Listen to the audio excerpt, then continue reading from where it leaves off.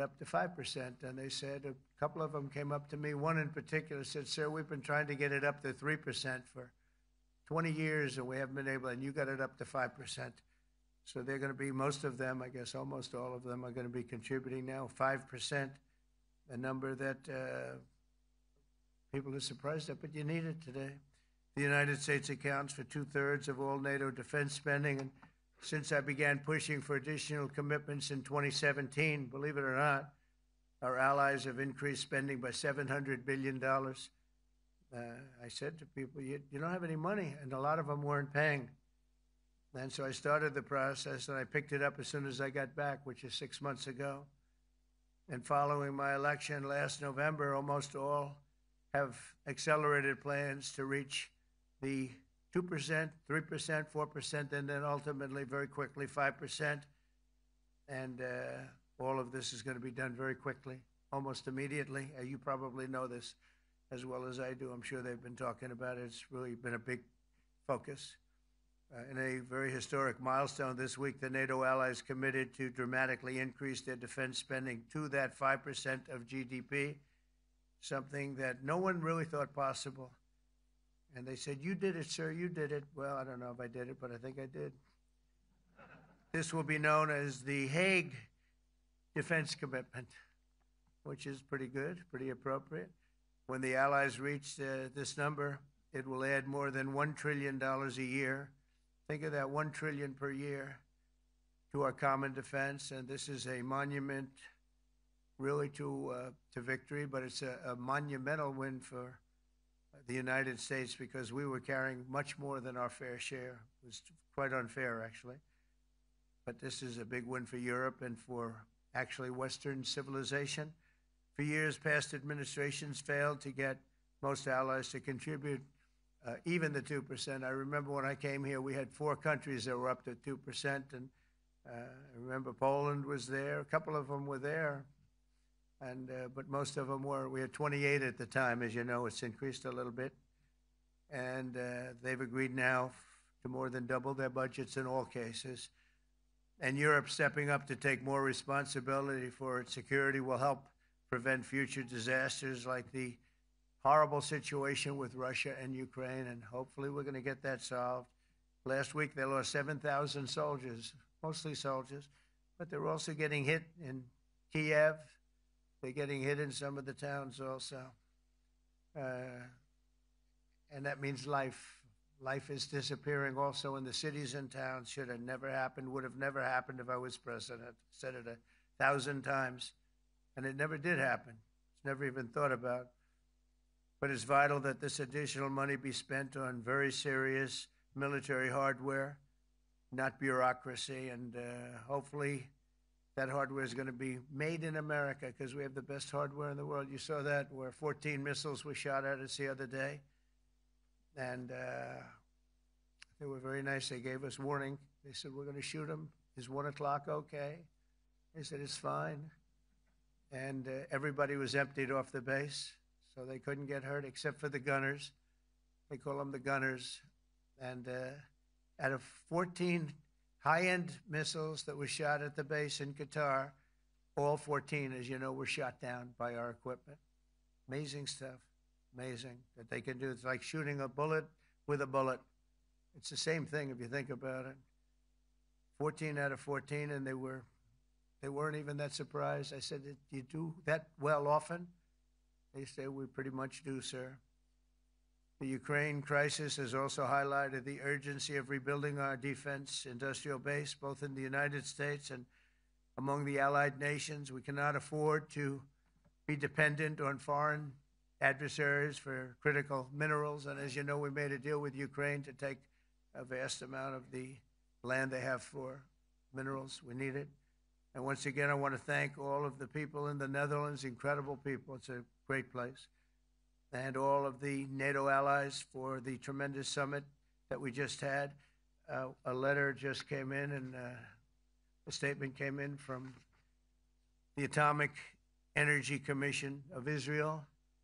And I just wanted, this is an official letter, and they're very serious people, as you know. The devastating U.S. strike on Fordo destroyed the site's critical infrastructure, and rendered the enrichment facility totally inoperable. It was devastated. We assessed that the American strikes on Iran's nuclear facilities has set back Iran's ability to develop nuclear weapons for many years to come. This achievement can continue indefinitely if Iran does not get access to nuclear material, which it won't. It's so sad that that whole thing had to go. But I just want to thank our pilots. You know, they were maligned and treated very bad, demeaned by fake news CNN, which is back there, believe it or not, wasting time, nobody's watching them, so they're just wasting a lot of time, wasting my time. And the New York Times, they put out a story that, well, maybe they were hit, but it wasn't bad. Well, it was so bad that they ended the war. It ended the war. Somebody said in a certain way, you know, that it was so devastating, actually. If you look at Hiroshima, if you look at Nagasaki, you know, that ended a war too. This ended a war in a different way, but it was so devastating. Also, they have, out of Dubai, just came that Iran's foreign ministry spokesman, this is Iran's foreign ministry, says its nuclear installations were very badly damaged by the American strike. So what bothered me about these reports were fake reports put out by the New York Times, failing, I call it the failing New York Times because it's doing terribly. Without me, it would be doing no business at all. But, and by fake news, CNN and MSDNC, all of these terrible people, you know, they have no credibility. You know, when I started, they were at 94% credibility, the media. Now it's at 16%. And I'm very proud of it because I've exposed it for what it is. But when I saw them starting to question the caliber of the attack, was it bad? Well, it was really bad. It was devastating. They were obliterated. In fact, you can't get into the tunnels. They just put that over. That just came out. They can't, there's nothing, there's no way you can even get down. The whole thing is collapsed in a disaster. And I think all of the nuclear stuff is down there because it's very hard to remove. And we did it very quickly. When they heard we were coming, it was, you know, you can't move it. Very hard, very dangerous, actually, to move to. And they also knew we were coming, so I don't think too many people want to be down there knowing we're coming. With the bunker busters, as we call them, we're the only ones that have them. We have the best equipment, best nuclear equipment, and we have the best equipment in the world. And by the way, we can't forget our submarine, which was out there, submarines actually, but submarine was out there. We shot 30 rockets into an area, every single one of them. I think it was almost 400 miles away, I think, Pete, right? 400, and long. It was in the ocean, long ways away. And we shot a total of 30. Every single one of them hit within 9 inches from where it was supposed to be. It took it a lot because we didn't do just 4, though. We did 2 others in addition, which hadn't been completely destroyed. So we hit them with a submarine from hundreds of miles away. Amazing, just amazing equipment. Greatest submarines in the world. Nobody's even close. They're 20 years behind us when it comes to submarine technology. So that's one, and the other was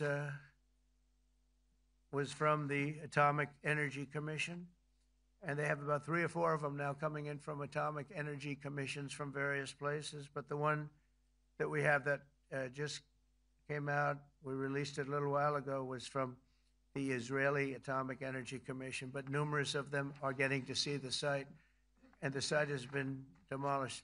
And again, we had these brave patriots, these incredible flyers, these people that can fly a plane better than anybody can fly a plane, going into very hostile territory, flying into the territory that has got more missiles and things pointed at it. But it was very stealth. They didn't get to see it. It was dark. That's the amazing thing about the shots. They hit the shots perfectly, and yet it was dead dark. There was no moon. There was no light. It was virtually moonless. It was very dark, and the shots were hit perfectly. But when they get demeaned, and they were very upset about it because they knew how strong it would be. Back in Missouri, the pilots flew about 36 hours, 2 ways, far distance, and in those incredible B-2s. And we then had the F-22s, and we had the F-35s, and we had other planes, and we had, I think, a total of 52 tankers. That means the big tankers, because the refueling was a lot for all of the different planes that we sent. Incredible operation, and I have to say, General Raisin Kane was incredible. That's why he beat ISIS, and we beat ISIS in a matter of weeks. I was told it would take 4 to 5 years. We did it in a few weeks, and he was great. That's why he's the head of the Joint Chiefs of Staff right now, because I had a very good experience with him. He knocked out ISIS in a period of literally a few weeks. Amazing. And it was supposed to take a few years, 5 years to be exact. So we had a great victory there, and we then came here, and I think we had a great victory here. But this is an ongoing project. This is the safety of Europe, the safety of the world. And they've raised it from 2% to 5%, something which nobody, and you're talking about over $1 trillion a year. So we're talking about a lot of money from coming in from countries that were not paying nearly enough to be effective. So I have, as you know, Marco Rubio with me, and Pete Hegseth, Secretary of State and Secretary of War. Should we say Secretary? You know, it used to be called Secretary of War. Maybe for a couple of weeks we'll call it that, because we feel like warriors. It used to be called Secretary of War. In fact, if you look at the old building next to the White House, you can see where it used to be Secretary of War. Then we became politically correct, and they called it Secretary of Defense. I don't know, maybe we'll have to start thinking about changing it, but we feel that way. Do we have any questions, please? Wow. That's a lot of questions. Who's a nice person? Oh, you're not a nice person, but I'll let you ask one. Go ahead. What's he going to ask? He is not nice at all. I know him well. Thank you, Mr. President. Yeah. Thank you for taking the time before flying home. You just said you believe the conflict between Israel and Iran is over. What makes you so confident it is? And what do you do if it isn't? Because I dealt with both, and they're both tired, exhausted. They fought very, very hard and very viciously, very violently, and they were both satisfied to go home and get out. And can it start again? I guess someday it can. It could maybe start soon. I think a big telltale sign was when, as you know, Iran somewhat, by not much, violated the ceasefire, and Israel had the planes going out that morning, and there were a lot of them, 52 of them.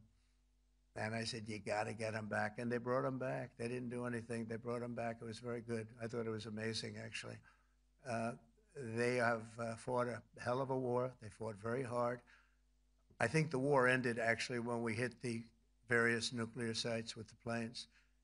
And I just hope you people can give these pilots, these are the best pilots in the world. They're the best shots in the world. They call them shots. That's what they are. And wait a minute. And I just hope you can give them the respect they deserve, because they came home to fake news.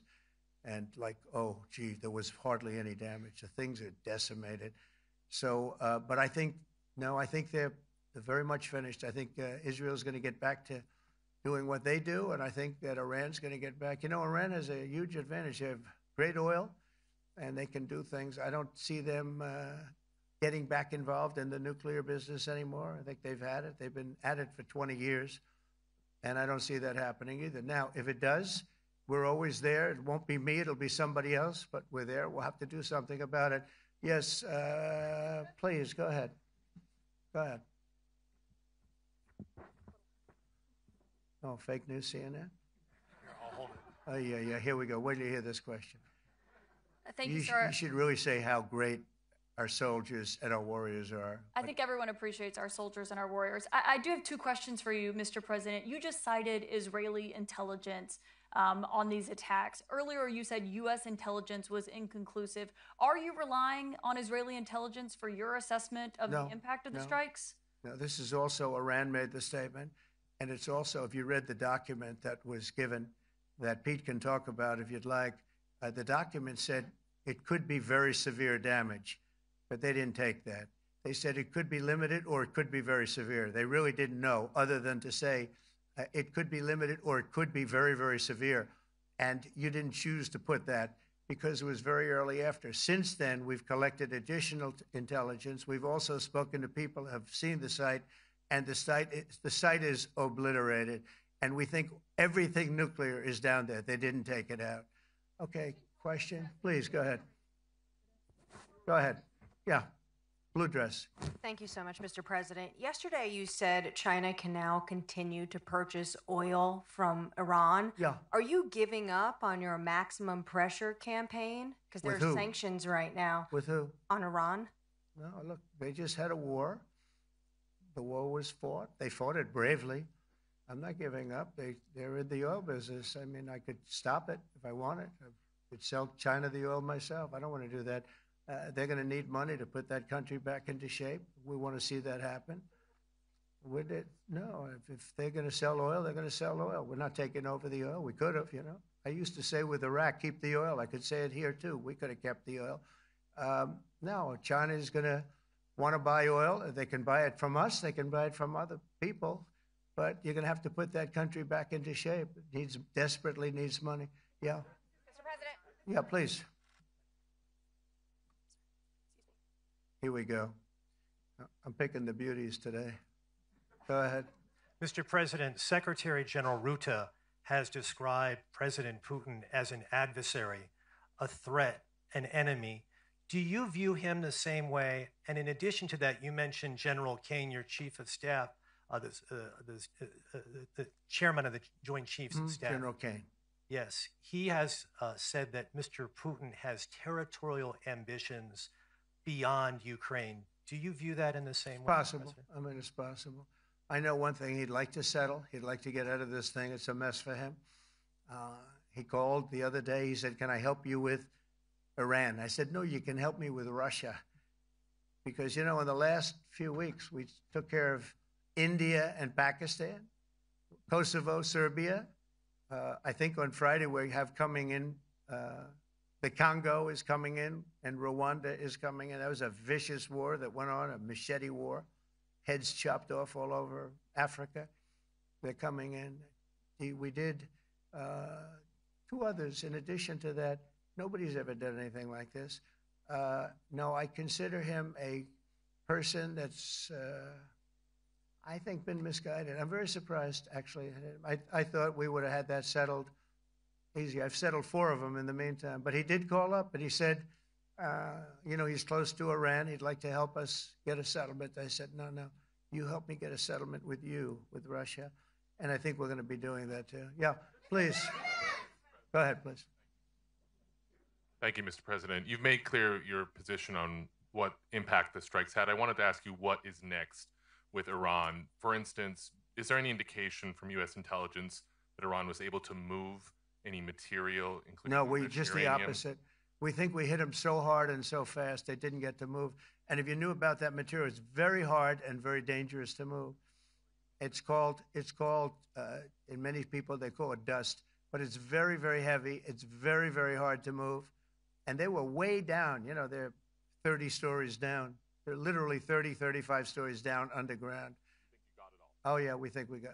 We think it's covered with granite, concrete, and steel. Can I ask you, are you interested in restarting negotiations with Iran? And if so, have they reciprocated? So or is our this sort of a people, settled Marco matter? could answer this, but our people are not. I'm not. The way I look at it, they fought. The war's done, and you know, I could get a statement that they're not going to go nuclear. We're probably going to ask for that, but they're not going to be doing it. But they're not going to be doing it anyway. They've had it. They've had it. Now, maybe someday in the future we'll want that. But I've asked Marco, do you want to draw? I just asked him the question as we were walking on the stage. Do you want to draw up a little agreement for them to sign? Because I think we can get them to sign it.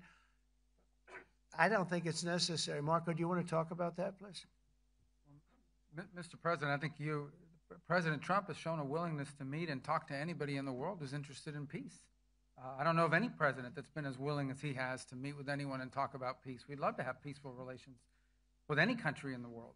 And so obviously that'll depend on Iran's willingness not just to engage in peace, but to negotiate directly with the United States, not through some third country or fourth country process. But I know of no president, probably in our modern history, that's sought peace more than President Trump has.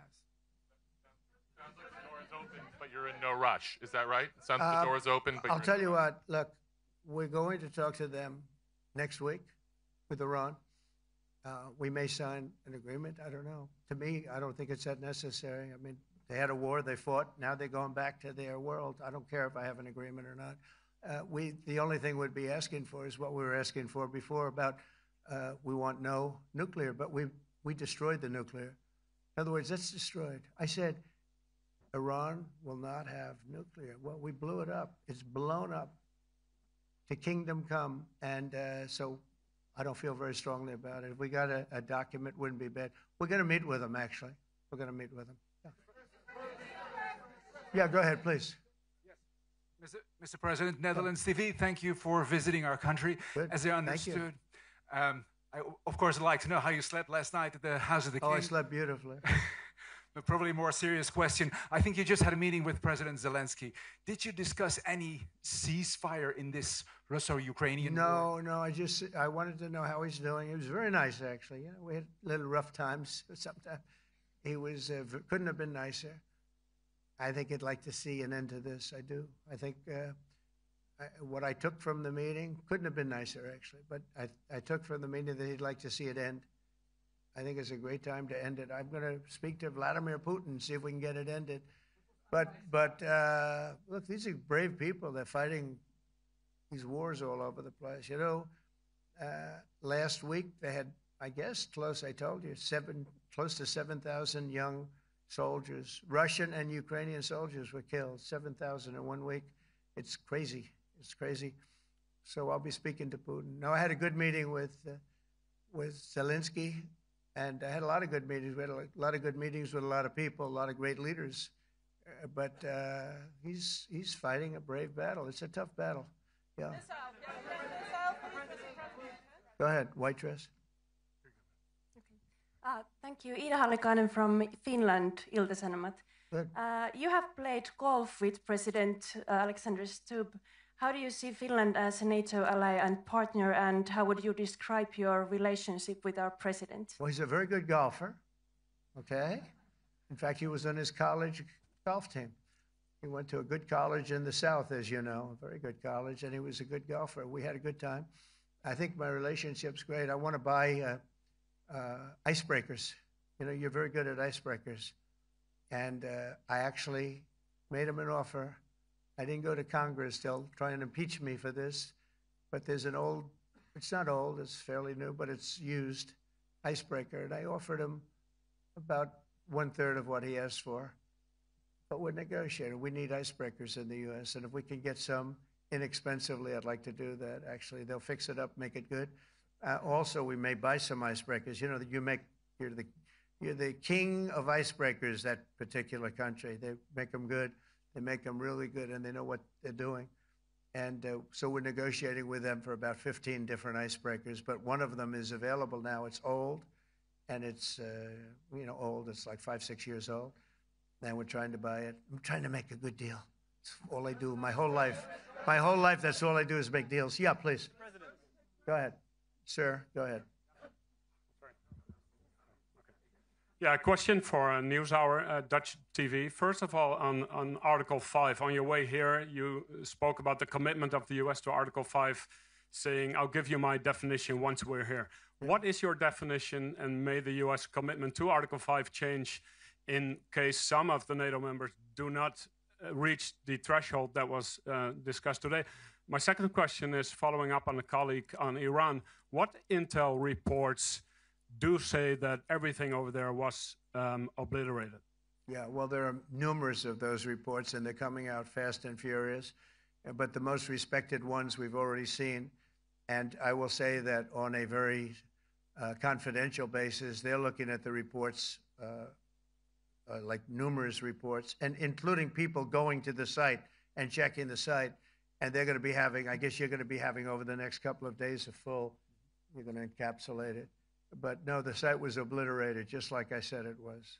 And just like the pilots should be given credit for. As far as Article 5, look, when I came here because it was something I'm supposed to be doing, but I left here a little bit differently. I said, I watched the heads of these countries get up And the love and the passion that they showed for their country was unbelievable. I've never seen quite anything like it. They want to protect their country, and they need the United States. And without the United States, it's not going to be the same. And you can ask Mark, or you can ask any of the people that were there. It was really moving to see it. They loved their country. They were so respectful of me because I'm the head of the United States. And I made, the King of Saudi Arabia, when I was in the Middle East. So I was in Qatar for a different reason, not a reason to get shot at. We were in there for economic development reasons, Qatar, UAE, and Saudi Arabia. All three leaders of those countries, and we took back $5.1 trillion into the United States. All three leaders said, you're presiding over the hottest country in the world. The United States right now is the hottest country. Everybody wants to be there. Everybody wants a piece of it. He said, a year ago, your country was dead. You had a deadhead running it. You had a country that was dead, and it was dead. You had people pouring through the borders. You had inflation. You had everything. He said, you've made it in 5 months at that time. You've made it the hottest country. This is the hottest country in the world. The United States right now is the hottest country in the world. And when I was around that table, it was a nice group of people, many of whom I knew from previous. When I saw the passion they had for the country, almost everyone, and you probably have the tapes, it was very public, but almost every one of them said, thank God for the United States. Without the United States, they couldn't really have NATO. It wouldn't work. It wouldn't work. It will in the future because now they're paying much more money, but it wouldn't work. It was great. And I left here differently. I left here saying that these people really love their countries. It's not a ripoff. And we're here to help them protect their country. Okay, we'll do one or two more. Thank you, Mr. President. Yeah. A question on Spain. Are you satisfied with today's... Oh, I think Spain's terrible what they've done. No, I do. They're the only country that won't pay the full up.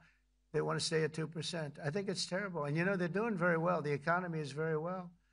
And that economy could be blown right out of the water with something bad happening. Spain is the only country that... Are you from Spain? Yeah. Good, congratulations. You're the only country that is not paying. I don't know what the problem is. I think it's too bad. So we'll make it up. You know what we're going to do? We're negotiating with Spain on a trade deal. We're going to make them pay twice as much. And I'm actually serious about that. We're going to make Spain... I like Spain. I have so many people from Spain that it's a great place and they're great people. But Spain is the only country out of all of the countries that refuses to pay. And, so they want a little bit of a free ride. But they'll have to pay it back to us on trade because I'm not going to let that happen. It's unfair. It's unfair to NATO. All right, sir, please. Go ahead, right in the back. Yeah, you, tall one. The tall man.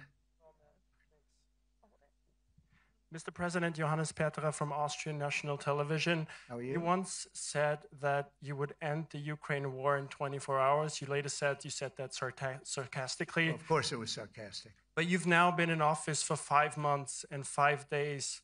Why have you not been able to end the Ukraine war? Because it's more difficult than people would have any idea. Vladimir Putin has been more difficult. Frankly, I had some problems with Zelensky. You may have read about him. And it's been more difficult than other wars. I mean, look, we just ended a war in 12 days that was simmering for 30 years, frankly.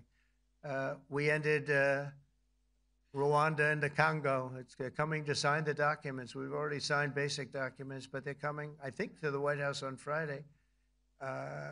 We ended Serbia was going to go at it. But maybe the most important of all, India and Pakistan. And that wasn't whether or not they may someday have nukes like we're talking about in the Middle East, like we're talking about with Israel and Iran. This is they have nuclear weapons. I ended that with a series of phone calls on trade. I said, look, if you're going to go fighting each other, it was getting very bad. You know how bad that last attack was. It was really bad. If you're going to go fighting each other, we're not doing any trade deal. No, you have to do a trade deal. I said, we're not doing any trade deal. And in fact, I had the general, who was very impressive. The general from Pakistan was in my office last week. Prime Minister Modi is a great friend of mine. He's a great gentleman. He's a great man. And I got them to reason. I said, we're not doing a trade deal if you're going to fight. And if you're going to fight each other, we're not doing a trade deal. And you know what? They said, no, I want to do the trade deal. We stopped the nuclear war. Go ahead. Go ahead, Jeff. Here's another beauty, Jeff. He's a beauty, all right. Go ahead. Mr. President, to follow up on Ukraine, will the United States contribute any more money to Ukraine's defense this year to the $5 billion that allies are giving? And one question, you had another meeting with the Dutch opposition leader, Mr. Wilders. Can you tell us about that meeting? And are you upset about his anti-Muslim stance? I'm not upset about it. It's just his view. He's unhappy with the way things are going in this country and various countries. He was an opposition leader, and I was asked to meet with the opposition leader by the people that are running. I think they have some deal where if you have a meeting, you're supposed to meet with an opposition leader. I said, that's strange. We don't do that. But I met with I didn't know him. He seemed like a very nice guy, but he's in opposition to the current people, and that was set up by the current people. So I assume when I met with the Prime Minister, you're supposed to meet with the opposition. We'll have to try that sometime in our country. Let's not do it. But I thought he was very good. As far as money going, we'll see what happens. There's a lot of spirit. Look, Vladimir Putin really has to end that war. People are dying at levels that people haven't seen before for a long time. Go ahead. Go ahead. White shirt. Oh, she's all excited. Okay. So, BBC News Ukrainian. I would Where like are you to from? ask you. I'm from Ukraine. Oh. So my question to you is whether or not the U.S. is ready to sell anti-air missile systems Patriot to Ukraine. We know that Russia has been pounding Ukraine really heavily right now. Are you living yourself now in Ukraine? My husband is there. Wow. And I can see you very, it's amazing. And me with the kids, I'm in Warsaw actually, because he wanted me to be Is your there. husband a soldier? No? He's there now? Yeah. Wow. That's rough stuff, right? That's tough. And you're living here? in Warsaw. And you're a reporter? I am. Good. So let me just tell you, they do want to have the missiles, okay, as they call them, the Patriots. And we're going to see if we can make some available, They're very hard to get. We need them too. We were supplying them to Israel, and they're very effective, 100% effective. Hard to believe how effective. And they do want that more than any other thing, as you probably know. That's a very good question, and I wish you a lot of luck. I mean, I can see it's very upsetting to you. So say hello to your husband, okay? Thank you. Go ahead. Thank you. Thank you, Mr. President. You were criticizing... Where are you from? Bloomberg News. Oh, Bloomberg. That's wonderful. You were criticizing the Federal Reserve Chair before coming to this summit. Yeah, I think he's terrible. I was wondering if you've begun interviewing different candidates for the Fed pick. Yeah, I know within 3 or 4 people who are going to pick. I mean, he goes out pretty soon, fortunately, because I think he's terrible. We have no inflation. We have a tremendous economy. Hundreds of billions of dollars of tariff money is pouring in. Factories are being built because they don't want to pay the tariffs, so they're building them all over the country. I think we're close to $15 trillion. I told you $5.1 trillion from the Middle East alone, but of investment money coming in. There's never been anything like that in the history of our country. But we have no inflation. And we have borrowing because Biden, stupidly, they did short-term debt. So we have borrowing coming up. And, we'll go 10 years, maybe longer, maybe shorter, but we'll go a long period of time when we do the debt. And because of him, because of this guy, we will have to pay for years. We'll be paying for him. And I said to him, listen, there's no inflation. He says, but maybe there'll be some. That's true. I said, if there is some, what you do is raise the rate. I'm okay with that. You raise the rate in 2 years from now or in a year from now. But because the rate's high, we have to pay more for debt. It's pretty equal. In other words, if it's 4%, it's 4%. If you drop it a point, you'll pay 3%. So it's fairly equal, not necessarily, but fairly equal. So we're going to end up paying maybe 2 points or 3 points more. 3 points would be about $900 billion a year because of this very average mentally person. He's an average mentally person. I'd say low in terms of what he does, low IQ for what he does, okay? Wait, so instead of paying $900 billion, we don't want to pay 900 just because he doesn't want to lower the rate. I said, if there's inflation in 2 years or 3 years or 1 year from now, you raise the rate and you take care of the inflation, among other things. But he's probably a very political guy, I guess. I don't know. I think he's a very stupid person, actually. All right, one more. Let's go. How about you? Go ahead. She looks so happy and everything. Thank you. That's why I I'm picked from her. Spain, too. I'm Ana Bu from La Vanguardia. I wanted to know if You're where from? Spain, too. Ah. I wanted to know if you want to That's the negotiate. Spain corner right there. Shouldn't have said that. That's okay. I do like Spain, by the way. I think it's unfair that they're not paying, but go ahead. Are you going to negotiate directly with Spain about... I'm going to negotiate directly with Spain. I'm going to do it myself. They're going to pay. They'll pay more money this way. You should tell them to go back and pay. You're a reporter? Tell them to go back. They ought to join all of those countries that are paying 5%. Spain's going to be just about the only one that's not. They were the most hostile toward doing it. It just doesn't make sense to me. Okay. All right, Kelly, go ahead. Here we go. Here's another one. Hello, sir. Thank you very We much. got them all today. Okay. So, Mr. President, you talked about expecting some on-the-ground assessments at Fordo and other sites. Now here- Is that here again. Israeli and U.S.? It's been obliterated, Kelly. What is your message then, sir, to the intelligence community when they present reports? You're not disputing the DIA report. You're just They presented a exists. report that wasn't finished. We're talking about something that took place 3 days ago. I understand that, sir. The It's an report was initial done assessment. So 2 what days is ago. your- Wait a minute. Yes. They didn't see it. All they can do is take a guess.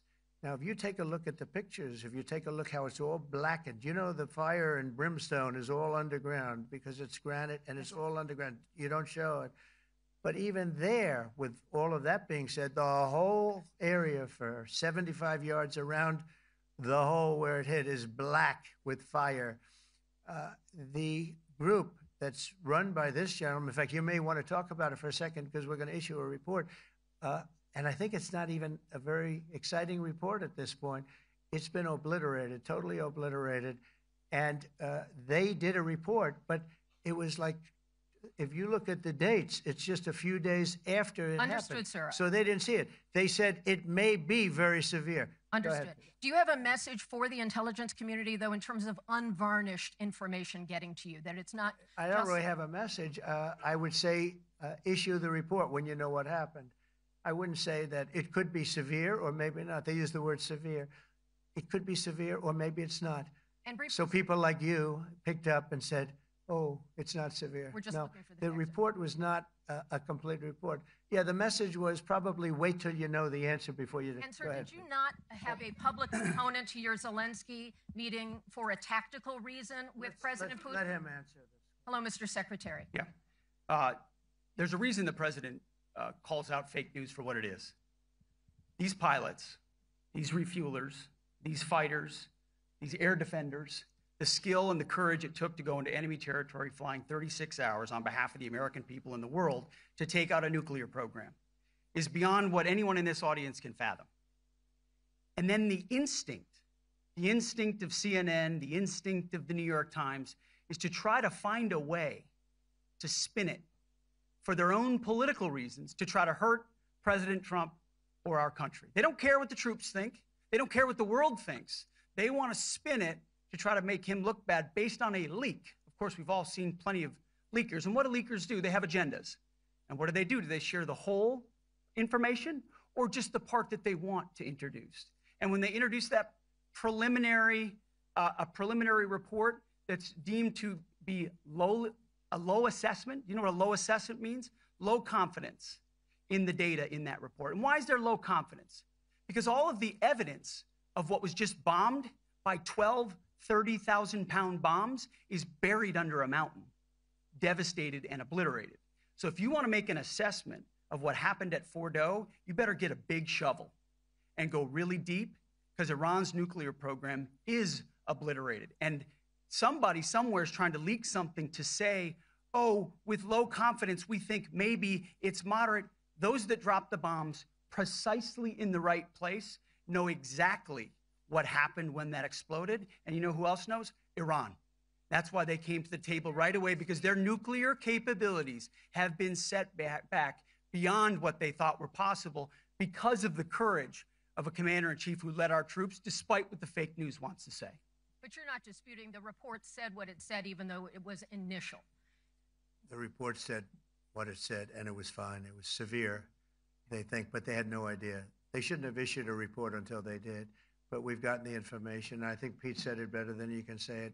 And, you know, you should be proud, you, especially you, should be proud of those pilots, and you shouldn't be trying to demean them. No, there's those pilots flew at great risk, a big chance that they'd never come back home and see their husbands or their wives. Let me just tell you, you and NBC, fake news, which is one of the worst, and CNN, New York Times, are all bad. They're sick. There's something wrong with them.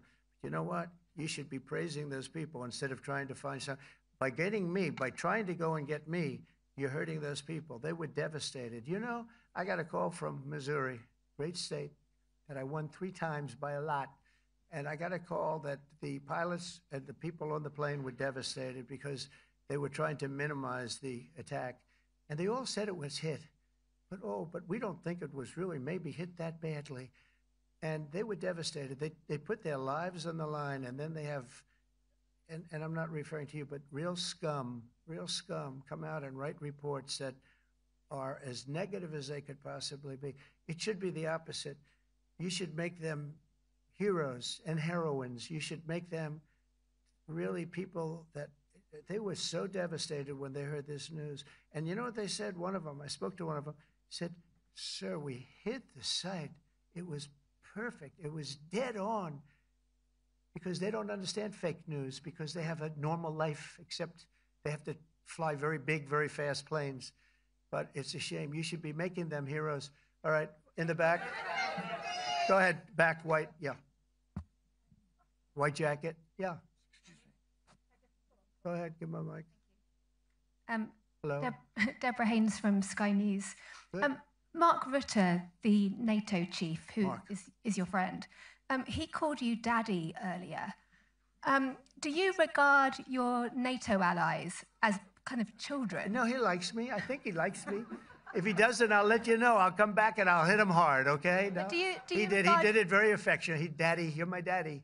Do you regard your NATO allies, though, as kind of like children, and they're obviously listening to you and they're spending more, and you're obviously appreciative of that, but do you hope that actually they're going to be able to defend themselves, defend Europe on their own without I think they need help a little bit at the beginning, and I think they'll be able to, and I think they're going to remember this day, and this was a big day for NATO. You know, this was a very big day. They took it. One of the gentlemen said, you know what, we've been trying to raise money raise the rate for 30 years, he said, 20 years, from almost the beginning.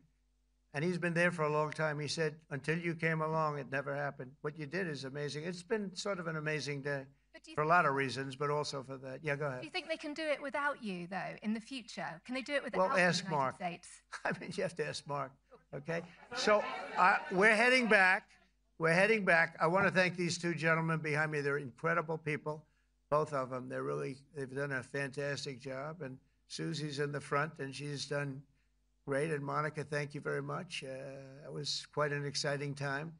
And we're going to be heading back. We'll be back soon, and we'll see you in Washington, D.C. Remember this, we have the hottest country anywhere in the world. Thank you very much, everybody. Thank you.